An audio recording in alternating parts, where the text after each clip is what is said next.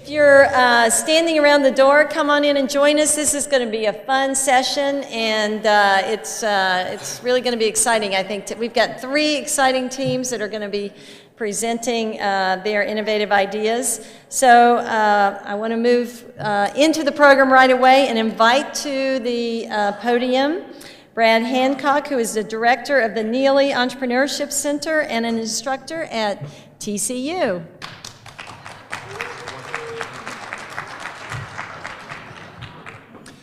Good afternoon. As Rebecca said, my name is Brad Hancock. I have the privilege to work at Texas Christian University in the Entrepreneurship program. And I've also had the honor this year of sort of working on the USASBE Awards program. And Rebecca White called me a few months ago and asked me to do this. If any of you have had a call from Rebecca before, you know it's very hard to say no to Rebecca when she asks you. Plus, who would want to say no to Rebecca when she asks you to do something? So I've had a joy doing this. It's been great fun. And it really was insightful because I got to see all of the submissions. And let me tell you a little bit about the process. And I'm going to talk for just about 2 or 3 minutes. And while I'm doing that, any of you that would like to move closer, please feel free to do that. It's sort of spread out. It's a small group. So if you want to move, now would be the time to do it rather than when our presenters are up here. So any of those in the back, if you'd like to come forward, do that. We had close to 40 USASBE member universities submit applications for the 7 different USASBE awards. The initial submissions were sent in by October, and a group of judges judged all of the different award categories. There was a different panel of judges for each of the awards that are going to be given out. Of the 40 universities that submitted, 15 were deemed worthy to advance and proceed to the finalist. So in the 7 award categories, we have 15 schools that are named as finalists. Advancing to be a finalist meant this. It meant they had to start over again. They took the feedback from the initial judges and had the opportunity to revise their written submission and send that back in. And they also were asked to develop a presentation to give at this conference for the judges to see, as well as any of you that wanted to sit in at those presentations. These schools were pretty proud of their programs. I can tell you that from looking at it, and they have every right to be. 3 of the categories were presented today, and those were listed in the program. Some of you were there in addition to the judges, and the 3 categories that have already presented were the National Model Undergraduate Program, the National Model Master's Program, and the National Model PhD Program. 3 additional categories will be presented tomorrow. Once again, they're in your program, both the times and the locations if you'd like to sit in. And those categories that are going to be presented tomorrow with the finalists giving their presentations are the Outstanding Specialty Entrepreneurship Program, the Outstanding Emerging Entrepreneurship Program, and the Outstanding Emerging Entrepreneurship Program Abroad, a university from outside of the United States, and we have 2 schools that are in that category. Tomorrow night at the awards banquet, you will learn the winner of all 7 of the categories for the USASBE Excellence in Entrepreneurship Education Awards. Now, as I just described, if you were counting, we did 3 today. We'll do 3 more tomorrow, so that leaves 1. And that category is about to present tonight, and the judging will be done by you. You will be the judges for this category. Over the next 30 to 40 minutes, you will hear and be allowed to vote on the USASBE Award titled Special Recognition in Entrepreneurship Education Innovation. That's a mouthful. Let me say it again so you'll know what you're judging. You'll be hearing the 3 finalists in the Special Recognition in Entrepreneurship Education Innovation. You should have all received a ballot when you entered today. If you don't, I'm sure there's some folks that will bring them to you, or you can mark it down and pick up a ballot on the way out. And there are ballot boxes, or I guess I should say ballot buckets at the doors that when you leave, you'll drop your ballot into the bucket, and they will be tabulated and counted. And I understand that there will be a double count to be sure that there's no mistake. And the winner will be announced tomorrow night at the awards banquet.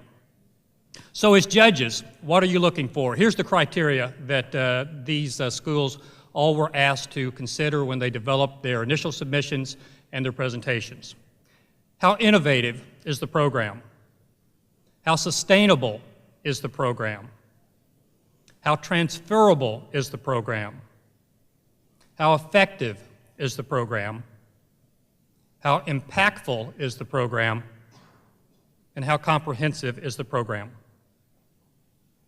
The three universities that will present in this category, and the order in which they will present, are Hiram College, the Center for Integrated Entrepreneurship; Rutgers University, the Center for Urban Entrepreneurship and Economic Development; and the University of St. Thomas, the Schultz School of Entrepreneurship. Each of the schools and their representatives will have 10 minutes to present, and since this is a large session, we will not have audience Q&A, so you'll have the 10-minute presentation on which to make your decision and cast your vote. However, I'm sure that any of these folks would be glad to talk to you later and do a deeper dive into their program if you heard something of interest that you'd like to know more about. Up first is Hiram College, and Kay, if you want to start making your way here. I'll let Kay introduce herself, her program, and her colleague. She'll have 10 minutes, and then afterwards we'll proceed with the next two. So please join me in welcoming to the podium Hiram College.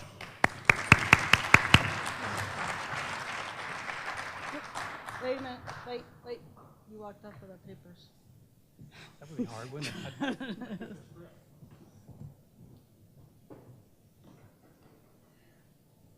My name's Kay Molkentine, and I'm the director of the Center for Integrated Entrepreneurship at Hiram College. My name is Ella Kirk. I'm a professor of French and faculty champion of the Terrier Bakery. So I'm sure many of you, like us, have struggled with how do you teach entrepreneurship concepts either in a liberal arts setting or across a discipline. And how many of you had have trouble getting your students to not only see themselves as entrepreneurs, but also to even think about launching a business? They probably feel a little bit like this. Well, we're here to share with you how we are easing the pain through our Terrier Bakery, Hiram's recipe for entrepreneurship and the liberal arts. So in 2010, I attended my very first USASBE conference and had the privilege of hearing Sharon Alpe present at a pre-conference on student-run ventures. I was greatly intrigued about how we could implement this at Hiram, a small rural college with about 1,100 students, and I was eager to take it back and share it with our faculty.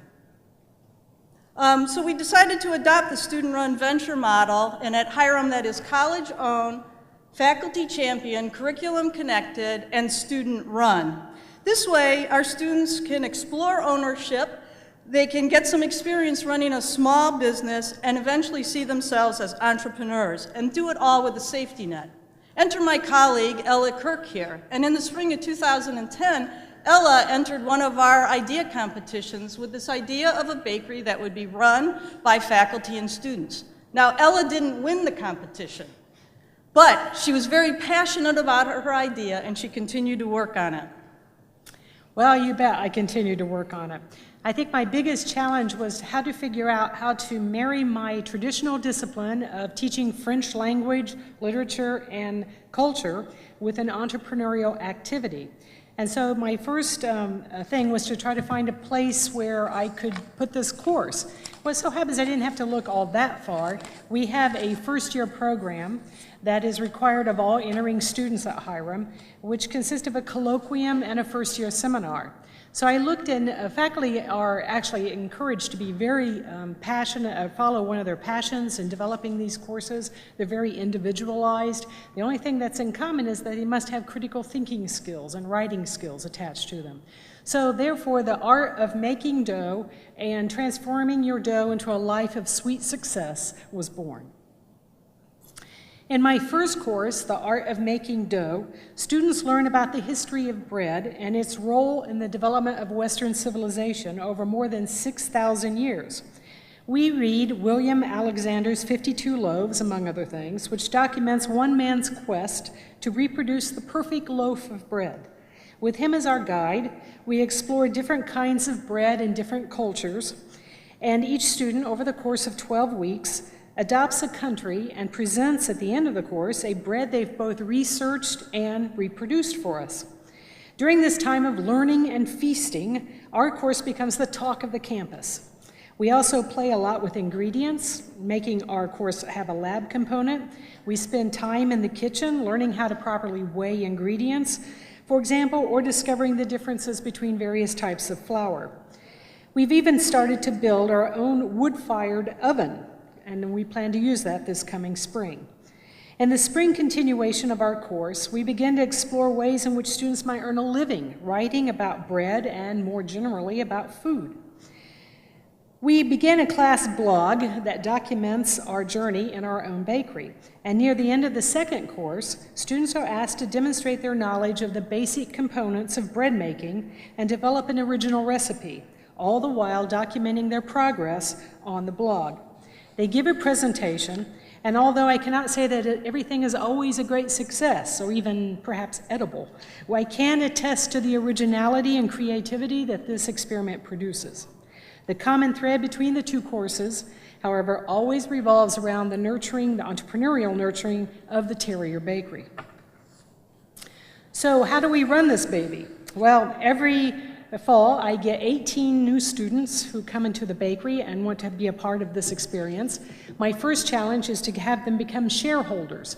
I ask each one of them to contribute $50 to have startup funds. I also ask them to contribute 4 to 6 supplementary hours per week outside the normal requirements of the course to work in the bakery. They also become a part of 4 teams: management, operations, marketing, and accounting. At first, they choose these teams on their own and thinking that they have special interests, but they learn very quickly where their own skills are, what their own talents might be.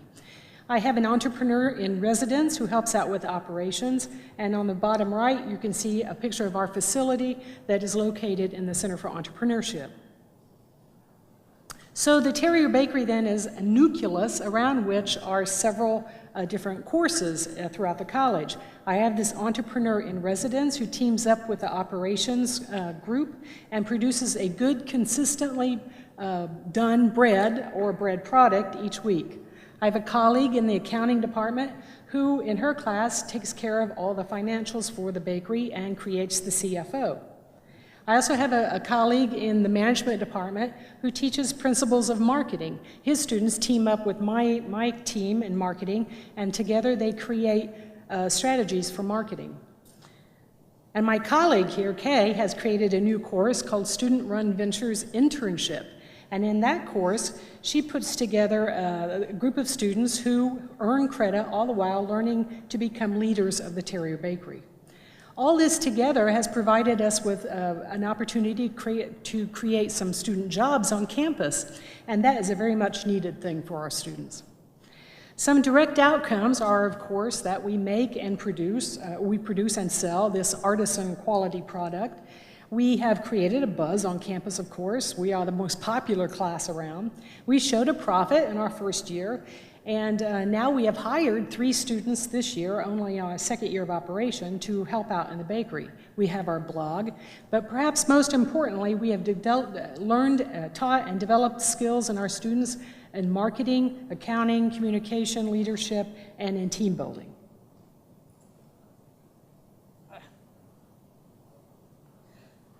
I think we went too far. No, that's good. Yeah, that's good. Okay. So we wanted to assess how we were doing in the bakery, and so we did pre and post tests with our students and asked them to assess how they thought that they did on a number of areas. Knowledge of business skills, opportunity recognition, business plans, marketing skills, operation plans, and time management. And so on a scale of 1 being the lowest ranking of their skills and 7 the highest, as you can see the before and after, that there was an improvement in all categories. And when we do an assessment of it, we can see that we've shown significant improvement. Another area that we looked at to assess our program included how many of the students from the bakery then went on to enroll in our entrepreneurship courses, and then how many of them declared the entrepreneurship minor. And then anecdotal comments by students, and as one student said, the experience was amazing. So some additional outcomes of the bakery that's come through for us for both the college and our program has been some great publicity and exposure. Our admissions office uses the bakery regularly in all of its marketing and presentations to prospective students and their families. Admissions has even become one of our best customers, purchasing products from the bakery to have when students and their families come to visit. And the cookies you have on your table are one of our newest products that are being released this spring. We also had a very nice article show up in the Cleveland Plain Dealer about us in their Metro section. And the really wonderful thing about this article it was taken up on an international basis and showed up in the newspaper of the Dutch Republic of Suriname in South America. And Ella was even interviewed on a national TV show, or radio show, Minding Your Own Business, about the bakery. And another opportunity for our students that the bakery has provided is an opportunity for community outreach. And here our students are shown with our president on Campus Service Day, providing baked goods for free to all the volunteers on campus. So from the very beginning, though, we've been thinking about how do we grow and sustain this student-run venture. You can see from the picture that we look a little bit crowded, so we're really interested in space. And so we put before the administration of the college a proposal to acquire a prime location in our student center where we can operate a student-run venture store that will sell the products of the Terrier Bakery. And not only our Terrier Bakery, but also two of our other student-run ventures, our Fair Trade store and a newly launched silkscreen printing business. And I'm happy to announce that just last week, and I'm not kidding, we received word that we got funding from a donor that's allowing us to renovate this area, and we hope by the fall of next year we'll be opening our student-run venture store. So I'm sure you've all heard this old Chinese proverb. Well, at Hiram, we have a new proverb. Our new proverb is, if you give a student a loaf of bread, chances are they'll eat it in a day or two. But if you teach them how to bake a loaf of bread and help run a bakery, they just might become an entrepreneur. So there you have it, the Terrier Bakery, Hiram's recipe for entrepreneurship and the liberal arts. Thank you.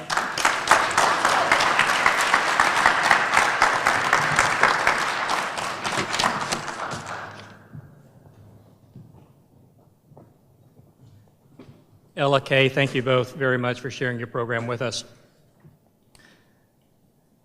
Next up, the second university that we're presenting in this category is the Center for Urban Entrepreneurship and Economic Development at Rutgers Business School. And presenting that program will be Jasmine Cordero. Please welcome Jasmine to the podium.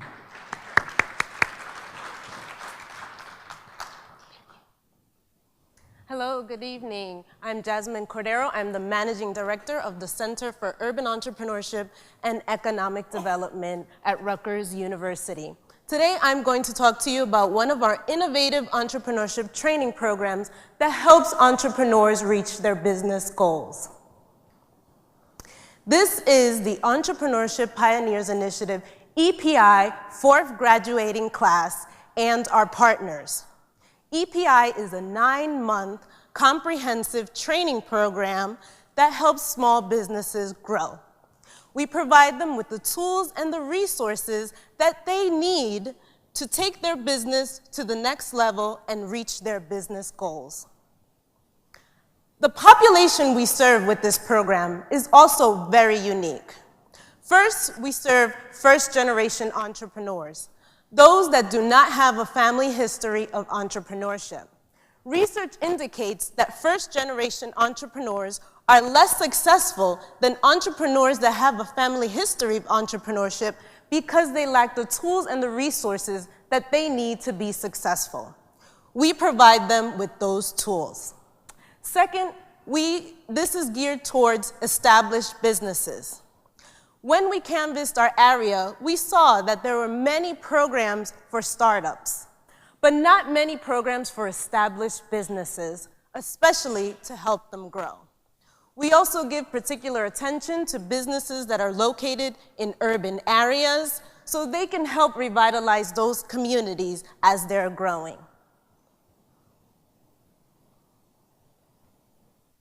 This program has many different components, and each of the components are also very unique. First, we select a small cohort of 30 to 35 participants to go through the program. When they come, we first give them the EPI Business Diagnostic Tool and Business Growth Plan template. I created, along with my CUED faculty, this template. The entrepreneurs that are going through the program, when they first come in, they complete the first part, which is the Business Diagnostic Tool. This has them critically evaluate their current business operations, look at their future operations, where they want to be, and what changes need to be made to get there. As they're going through the program, they then complete the growth plan template. And the growth plan template is directly related to our training courses that they're going to take. And these are some of the training courses that they're going to be taking as they're going through the program. They come once a month for these training courses, and they are for established businesses. So they're speaking to them at a level of how are you going to grow your business? What do you need to grow your business? How are you going to manage this growth? And it's also, again, tied back to the growth plan template. The template asks them specific questions on each of these topics. For example, marketing. What are they going to change in their marketing plan, their marketing budget, their target segment, so they can see where they need to make these changes. We also highly encourage all of the instructors teaching our courses to collaborate with one another, find linkages and synergies within their training courses so we can have a more comprehensive training curriculum. In addition to the training that they are receiving, they're also getting individual business counseling and financial counseling. Each of the participants meets with a business counselor to address their business challenges, fix those challenges, identify opportunities for growth, and continue to work on their growth plan. This part, too, is directly related to the training that they're receiving. They can speak to their counselors about each of the topics covered and how it specifically relates to anything specific in their business. The financial counseling looks at the financial health of the business. It looks at different opportunities that they have to finance their growth, and it prepares them to be eligible to go for financing. We also have another unique aspect to this program, which is a peer empowerment network. As I mentioned, first-generation entrepreneurs are lacking the tools and resources that they need to be successful. One of these things is an expanded network. We try to give them that expanded network. We divide them into groups of 5 to 6 entrepreneurs to provide support and advice to one another. And we have seen that this is very successful. We give them time in the training to meet with the groups, but they have found this so valuable that, as you see here, they meet outside of the training time. They create such strong bonds with one another that they provide each other with leads, referrals, contracts, and some of them even form partnerships. As I had mentioned, as they're going through the program, they're completing their growth plan template. At the completion of the program, they'll extrapolate information from their growth plan template and create a presentation with their plans for growth. They then present this plan to a panel of business experts in our community and get valuable feedback. We expect that at the completion of the program, they're going to implement this plan. They're also going to receive additional networking opportunities, networking events, again, to expand their network. We're located in the Rutgers Business School, and we have a minor and an MBA concentration in entrepreneurship. In some of those courses, the students work with small businesses on specific projects. Our entrepreneurs have the opportunity to have a team of students work on their specific project. As you can see, these are some of the entrepreneurs that have worked with our students. They've received help with their marketing plans and with their financials and getting them in order. This program started in 2009, and since the beginning, it was very successful. The first class that graduated wanted to continue to gain knowledge and expand their network, that they created the EPI Alumni Association. Today, that has over 100 graduates from this program. And they created a formal EPI alumni board that creates programs and networking events just for the alumni. Why do we do this? Our center is focused on entrepreneurship and economic development, and these are some of the drivers of economic development. If you work with entrepreneurs, you know that they are usually focused on working in their business as opposed to working on their business. We provide them the time, the tools, and the knowledge they need to take the plan that has been in their head and put it down on paper. So now they have a measurable and actionable plan to grow their business. This helps them to move from being stagnant and helps them to actually grow. They're now sustainable businesses. They create jobs in our economy. They increase revenue and profits, and they create wealth. Has this been successful? Yes, this program has been very successful. Our CUED faculty, along with PhD students, every year evaluate this program and survey the graduates of the program to see our successes. We have found that 93%, given in this economy, and since the program started in 2009, 93% of the businesses are still operational. 74% have reported an increase in gross income. 20% have formed partnerships with other graduates of the program. For example, Charles Moving Storage formed a partnership with the Box Butler, who creates small storage boxes, and they have seen a tremendous increase in their profits and revenues, over $1 million. 58% have reported an increase in the number of employees that they have hired. 84 new jobs have been created through this program.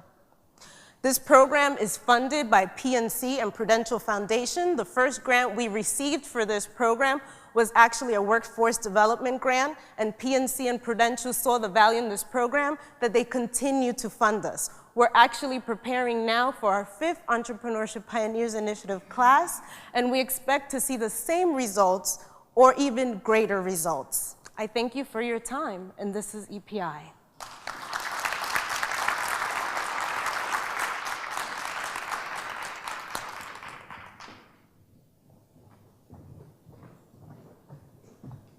Thank you, Jasmine.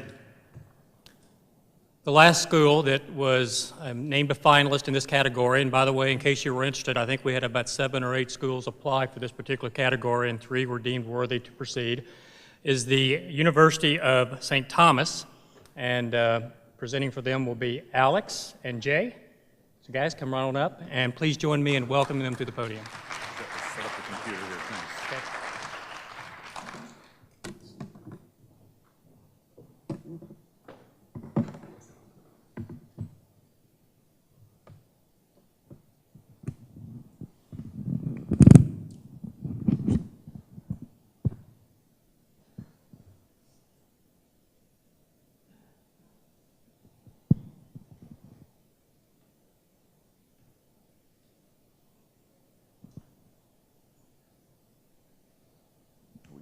Hey, I'm going to try to use this microphone. If it gets too loud, somebody just let me know and I'll put it down because I could do this whole room without any microphone. So seriously, if it gets a little carried away, let me know.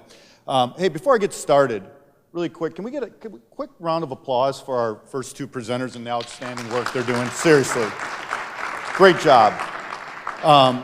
My name is Alec Johnson. I'm with the University of St. Thomas. On behalf of St. Thomas, the Schultz School of Entrepreneurship, and my colleague and co-conspirator, Dr. James Eben, I am very honored and excited to present to you our most recent innovation in entrepreneurship pedagogy. Go ahead, Jay. What we affectionately refer to as a lemonade stand project. Doesn't sound too innovative yet. Go ahead, Jay, and switch to the next slide. We in the Schultz School observed that we could be doing a better business, a better job at improving the drive, experience, and confidence in our undergraduate students who major in entrepreneurship. And so we took on a big challenge. We set about to re-engineer our introductory course in their curriculum with the single driving belief that students are not too young to create real value and real impact. They're not too young to create real value and real impact. That's a tough mission to pull off with sophomores. And so we set about to redesigning the course and came up with 2 features that were essential for doing this. We created a unique and innovative set of constraints, and then we attach to that the right support mechanism. Now, I'm going to talk to you about these constraints, but most of us in here know that if we have the right set of constraints in place, that creates better and more creativity and more action. So it's about having these constraints in place for our project attached with the right support. Now let me tell you a little bit about the lemonade stand and what those innovative constraints are.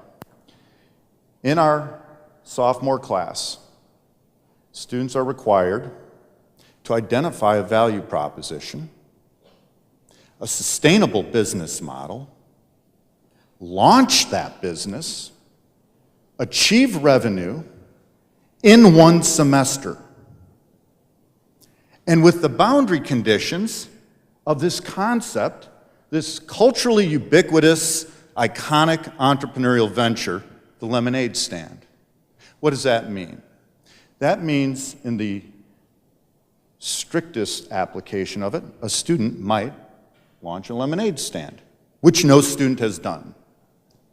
In the loosest application of it, they might use it as a play on words or a branding position to establish their business. Additional features to this course: every student has to build a website and a social media strategy, and at the end of the semester, they present their results to a panel of alums in a competitive format. The constraints. If you get the right constraints and you apply the right support, you're going to get some amazing impact and outcomes. Next slide, Jay. Thank you. So here's a support package we put together for these sophomores who are majoring in entrepreneurship. We use our alumni very effectively. Each team in the course is assigned an alumni mentor. In fact, those alums actually helped us design the course. They've bought into what we're doing, and they helped us design the structure for the students' engagement with their mentor, holding our students accountable for that interaction and their professionalism.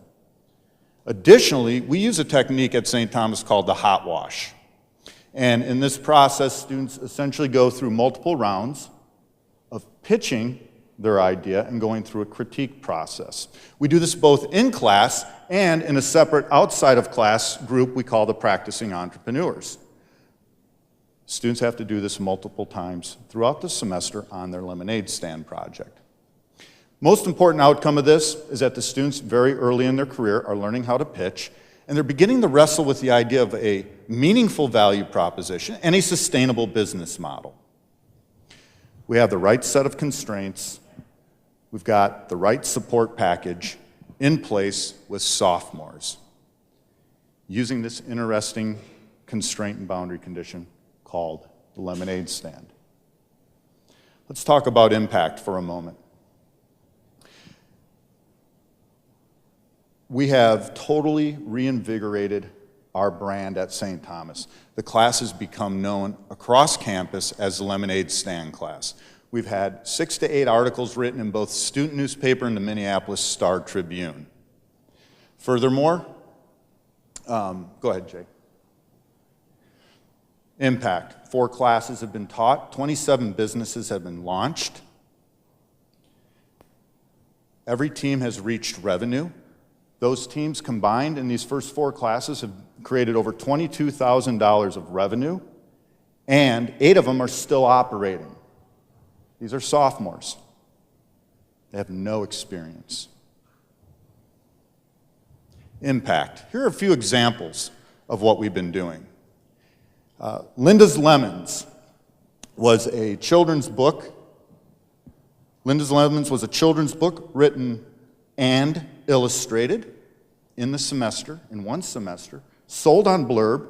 They've sold 13 copies so far. Next is Jewel-M. Do you have that one, Jay? There you go. Lovely demonstration there. Jewel-M, jewelry made from dried lemon peels. They've sold almost $300 of this jewelry. We have some here. Come on by and pick it up. Next is the Lemonaires. This team created, produced, and sold through their website 35 copies of a workbook to parents to help them teach their children how to manage a lemonade stand. You see how this lemonade concept works? Pretty interesting. Next, impact. Lemonade, an apparel brand. Their net proceeds go to Kiva. They've already in one semester sent $1,000 of net proceeds to Kiva, which has funded 12 microloans, 3 of which have been repaid already in full. Lemon Kids, love this one.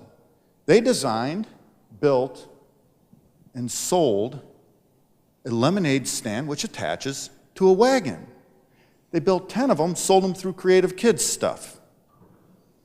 They're sophomores. Lemon Network.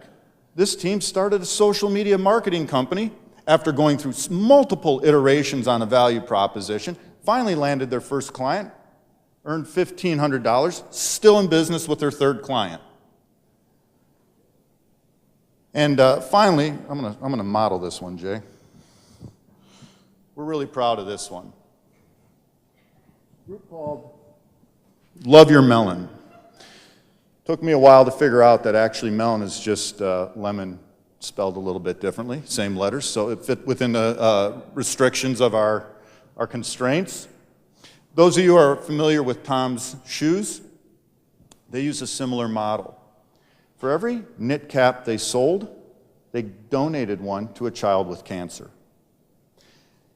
And they have sold $12,500 worth of knit hats, delivered over 500 to children with cancer. You can sell $12,000 worth of knit hats in Minnesota. It's not a problem. A little more difficult over here in San Francisco. Real impact. Now, quickly, I want to say what we've done is create a program that is sustainable.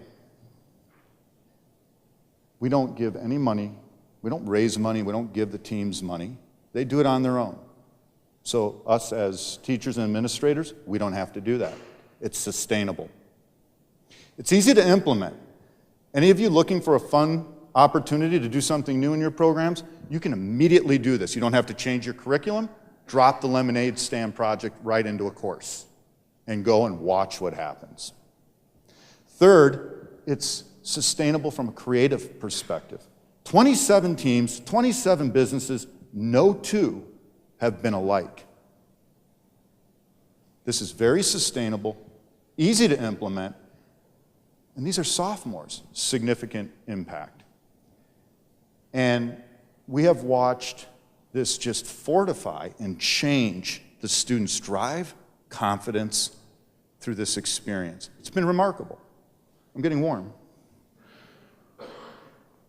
We have a short video here, about a minute and a half long. We'd like to show you the students talking about their experience with the class.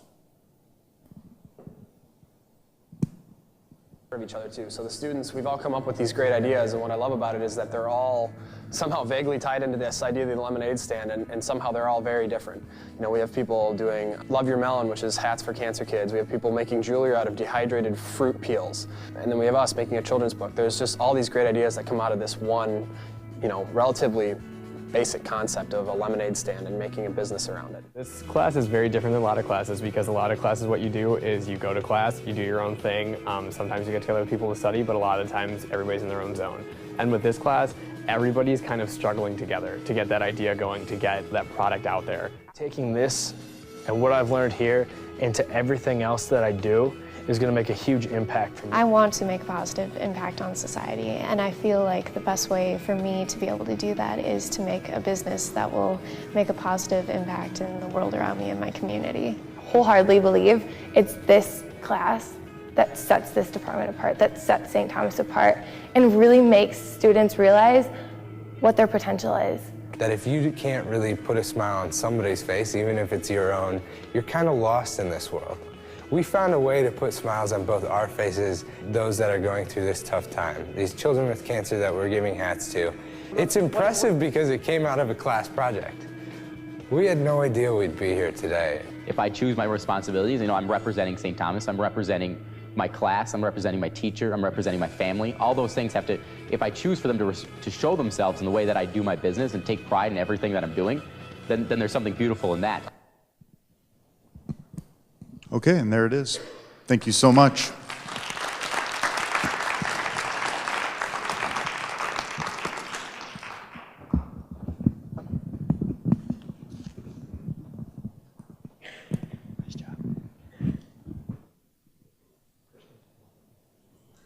Alex J., thank you very much.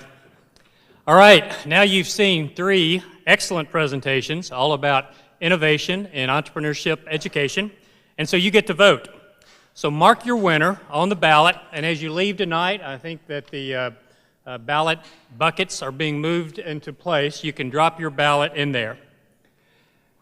Now that you've seen these 3 presentations, some of you in the room may have attended one of the 3 presentations today for the model program.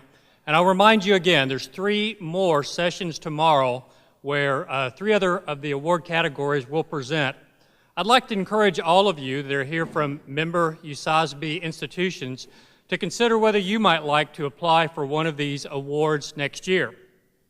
I'd like to also say that it's not easy. You don't fill out just a 1-page application and eureka, you're in the finals.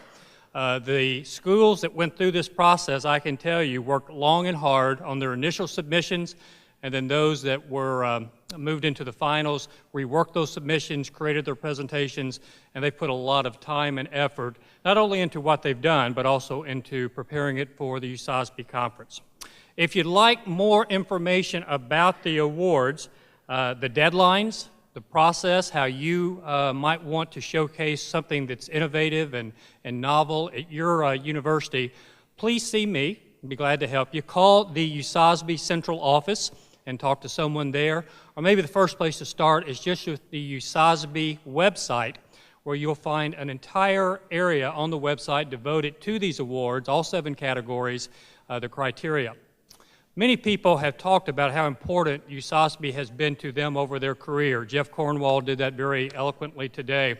All of these presentations for the winners for the last several years are also on the USASBE website.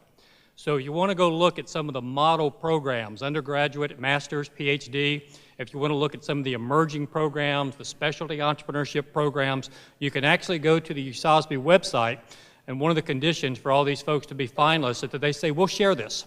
We'll share this with anybody that is here at the conference, or you can go to the website, pull it down, look at it, and learn from what they have done.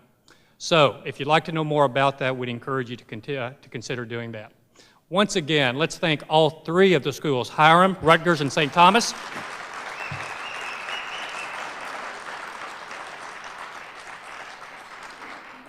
I want to thank all the folks that judged. There were probably over 40 judges, and that doesn't include all of you who are now part of the judging team here at USASBE. So thank you for being here tonight. Thank you for helping us. Have a great conference.